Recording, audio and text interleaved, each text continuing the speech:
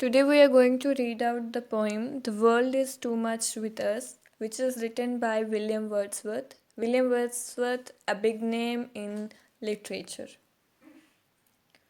So, first, let us know about who was William Wordsworth. William Wordsworth, 1770 to 1850, a major poet of the Romantic moment in English poetry, was an influential force in British literary history. तो William Wordsworth जो हैं 1770 में पैदा हुए और 1850 was his year of death, और वो एक मेजर पॉइंट है रोमांटिक मोमेंट जो लिटरेचर की इंग्लिश पोइट्री में जो रोमांटिक मोमेंट हैं उसके एक मेजर पॉइंट हैं, और एक ब्रिटिश लिटरेरी हिस्ट्री में इनका एक इन्फ्लुएंशियल फोर्स है. ठीक है. Wordsworth was born on 7 April 1770 in Wordsworth House in Cockermouth, Cumberland, part of the scenic region in northwest England, the Lake District. ठीक है. तो वर्ड्सवर्थ कहाँ पे 7 अप्रैल 1770 में वर्ड्सवर्थ हाउस में पैदा हुए कोकरमाथ में, जो कम्बरलैंड में, और कम्बरलैंड जो है एक सीनिक रीजन है north west England Lake District में है. Lake District would later become central to Wordsworth literary imagination, और यही जो लेक डिस्ट्रिक्ट है बाद में उनकी एक इमेजिनेशन का एक पर्टिकुलर जो है हिस्सा बन जाता है.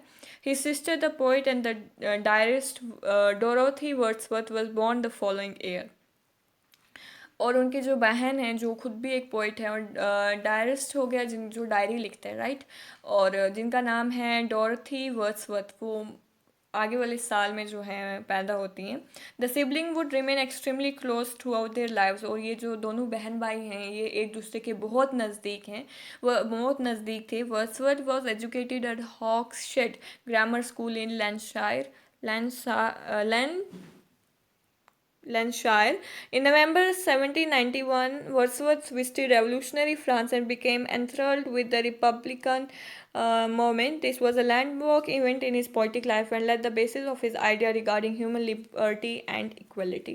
तो वर्ड्सवर्थ जो हैं इन स्कूल में हॉकशेड ग्रामर स्कूल में जो लैंडशायर में है वहाँ पे उन्होंने एजुकेशन ली, और नवंबर 1791 में वर्ड्सवर्थ जो हैं रेवोल्यूशनरी फ्रांस में गुजरे, क्योंकि वहाँ पे तब फ्रेंच रेवोल्यूशन जो है चल रहा था, और ये उनकी पोइट्रिक लाइफ का एक ऐसा इवेंट है जब उनकी आइडियाज़ का एक मतलब बेस बना, एक फाउंडेशन बनी, और ह्यूमन लिबर्टी और इक्वलिटी जो है उनका बेस बना. देन नेक्स्ट है from 1843 till his death in 1850 he remained the poet laureate of England.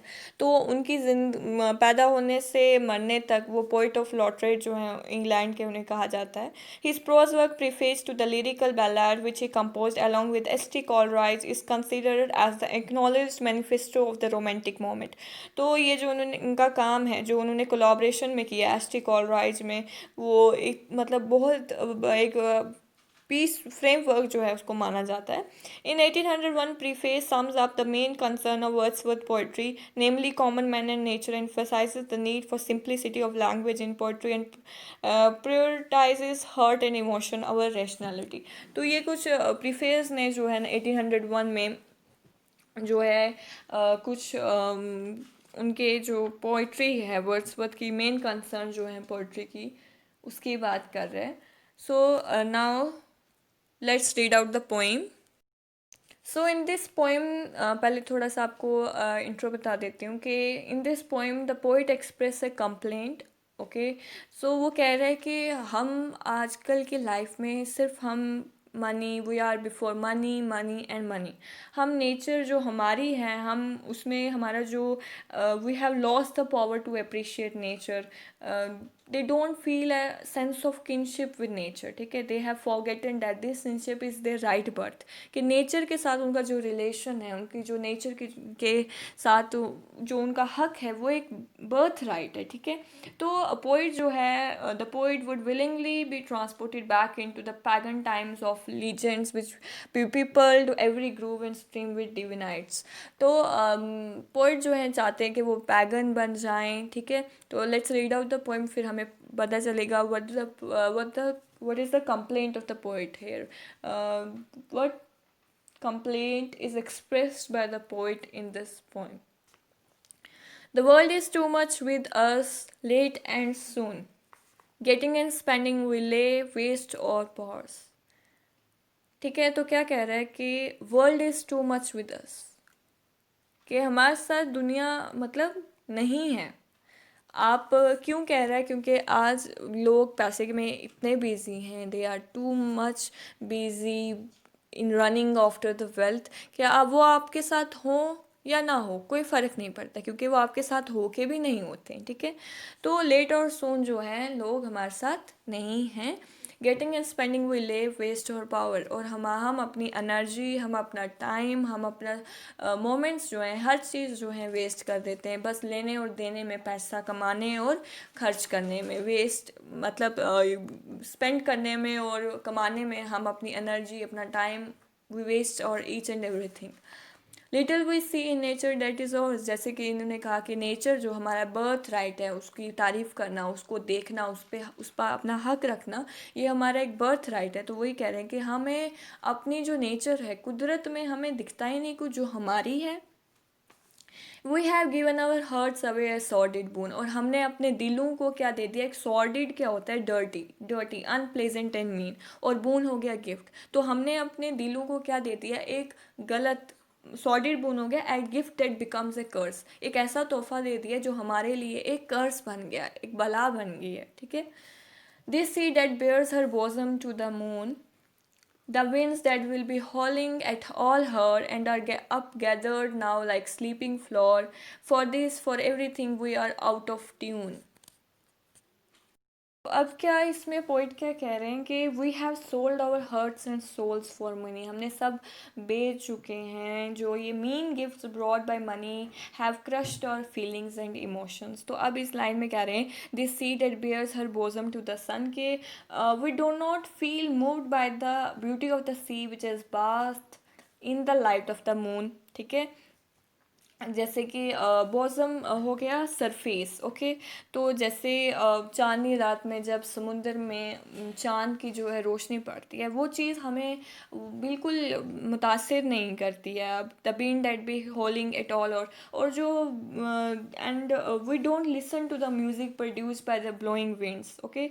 So sometimes these winds stop blowing and become quiet, then they give us a message of peace and quiet, ठीक है। इस तरीके से जो है वो imagery जो है यूज़ करें। But we are completely lost in money making, we are out of step with impressive silent beauties of nature. We are out of tune हो गया means we are out of step with the impressive silence and beauties of nature. It moves us not, great God, I would rather be a pagan suckled in creed outworn, so might I standing on this pleasantly have glimpses that would make me less forlorn. तो अब ये क्या कह रहे हैं? It moves us not, ठीक है। moves us not मतलब we are not affected by the beautiful sight and sounds of the nature, हमें कोई असर नहीं होता इतनी खूबसूरत नज़ारे का, ये नेचर का, इससे हमें असर ही नहीं होता, क्योंकि हमने अपने दिलों को, अपनी रूह को पैसा कमाने के लिए, मतलब पैसे में ही हमने उसको बेच दिया है, ठीक है। तो पैगन, पैगन कौन हो गया? पैगन होता है आई वुड रेदर बी, मतलब I would prefer to be, ठीक है। तो यहाँ पे क्या कह रहे हैं? ये क्लोजिंग लाइंस हैं of the poem the world is too much with us. Wordsworth जो हैं वो लवर नेचर हैं, ठीक है। अब यहाँ पे उन्हें बुरा लगता है ये देखे कि मॉडर्न मैन जो है वो पैसा कमाने में बहुत बिजी है, ठीक है। वो इतना ज़्यादा बिजी है कि उसको नेचर को एंजॉय करने में, नेचर उसके लिए कुछ है ही नहीं, ठीक है। और अब वो कह रहे हैं कि उन्हें कोई फ़र्क नहीं पड़ता, मतलब उनका लव ऑफ नेचर इतना ज़्यादा है कि वो अपना रिलीजन चेंज करने के लिए भी तैयार हैं। वो क्रिश्चियन से पैगन बनने को भी तैयार हैं। पैगन जो है वो पैगन जो है वो है उस ज़माने में person who is not a believer in any of the establish religions of the world and worship nature, जो था ना, नेचर को जो वर्शिप करता था उसे कहते हैं पैगन। तो वो पैगन बनना चाहते हैं, और पैगन बन के वो क्या करना चाहते हैं? ए पैगन सर्कल्ड इन ए क्रीड आउट वन, सर्कल मतलब टू नॉरिश, ऐसे बिलीव्स जहाँ पे वो नेचर को वर्शिप करेंगे, ठीक है। और अभी पैगन ये रिलीजन जो है आउट ऑफ डेट है, आउटवर्न हो गया, नो लॉन्गर इन यूज़, नहीं लोग जो हैं अब पैगन, ये जो रिलीजन है ये no longer in use, okay. Then है so might I standing on this pleasantly, और फिर ये कहते हैं कि मैं कहाँ पे खड़ा होता, by being a pagan he would be able by standing in the meadow, ली हो गया meadow में खड़े होके have glimpses that would make me less forlorn, और कहते हैं कि कुछ चीज़ें ऐसे देखता कि जो मुझे, मतलब मेरे को, मैं जो है कम अकेला और कम मुझे गम कम होता, मैं कम अकेला महसूस करता अगर मैं एक पैगन हूँ। उसके बाद क्या बोल रहा है, have sights of Proteus rising from the sea. तो ये प्रोटियस कौन है, ग्रीक मिथोलॉजी में प्रोटियस जो है he was the god of the sea who could take any shape he wanted, कोई भी शेप ले सकता है पानी की जो वो चाहे।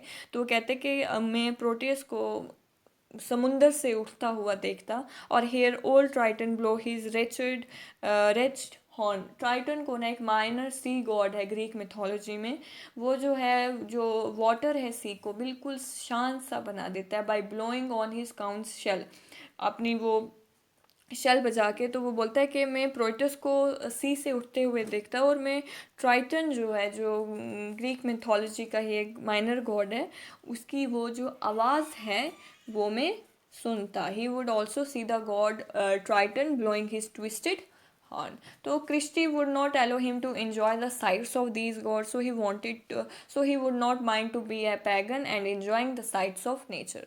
So that was the poem. The world is too much with us. Thank you. Subscribe the channel and like the video, and also press the bell icon. Thank you so much for watching.